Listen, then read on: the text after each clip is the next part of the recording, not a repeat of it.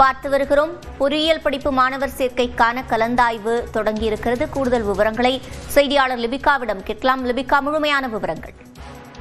சிவரஞ்சனி, அண்ணா பல்கலைக்கழகத்தின் கீழ் இணைப்பு பெற்ற 484 கல்லூரிகளில் உள்ள 2,65,594 இடங்களுக்கான பொறியியல் கலந்தாய்வை தொழில்நுட்ப கல்வி இயக்ககத்தின் பொறியியல் மாணவர் சேர்க்கை குழு ஒவ்வொரு ஆண்டும் மேற்கொண்டு வருகிறது. இந்த ஆண்டு பொறியியல் கலந்தாய்வுக்கு 2,45,235 மாணவர்கள் விண்ணப்பம் பதிவு செய்து பதிவு கட்டணம் செலுத்தியிருந்தனர்.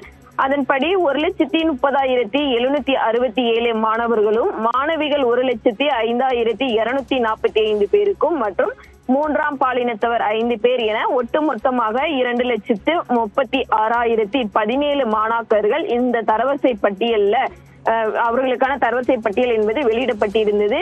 குறிப்பாக இவர்களுக்கான அந்த கலந்தாய்வு அப்படிங்கிறது இன்று முதல் தொடங்கி இருக்கின்றது. இந்த நிலையில் இன்றைய தினம் அரசு பள்ளி மாணவர்களுக்கான 7.5% இடஒதுக்கீட்டின் கீழ் சிறப்பு பிரிவு மாணவர்களுக்கான விளையாட்டு வீரர்கள், முன்னாள் ராணுவத்தினரினுடைய வாரிசுகள், மாற்றுத்திறனாளிகள் ஆகியோருக்கான இந்த சிறப்பு பிரிவு கலந்தாய்வு அப்படிங்கிறது இன்று மற்றும் நாளை நடைபெறுகிறது.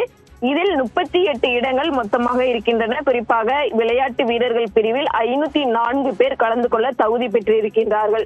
அதில் 38 இடங்கள் மட்டுமே இருக்கின்றன. அதே போன்ற முன்னாள் ராணுவத்தினருடைய வாரிசுகளுக்கு 150 இடங்கள் இருக்கின்றன.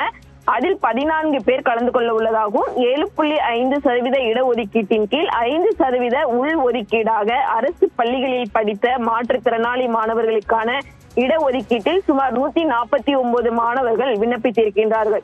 இவர்கள் 3 பேருக்கும் இன்றைய தினம் கலந்தாய்வு என்பது தொடங்கி நடைபெற்று வருகின்றது. இன்று மாலை 7 மணி வரை மாணவர்கள் தங்களுக்கு தேவையான கல்லூரிகளை மதிப்பெண் அடிப்படையில தேர்ந்தெடுத்துக் கொள்ளலாம் அப்படிங்கிறது முழுவதுமாக இணைய வழியாகவே இந்த கவுன்சிலிங் அப்படிங்கிறது இன்றைய தினம் நடைபெறுகின்றது. சுரஞ்சனி, விவரங்களை வழங்கியமைக்கு நன்றி லிபிகா.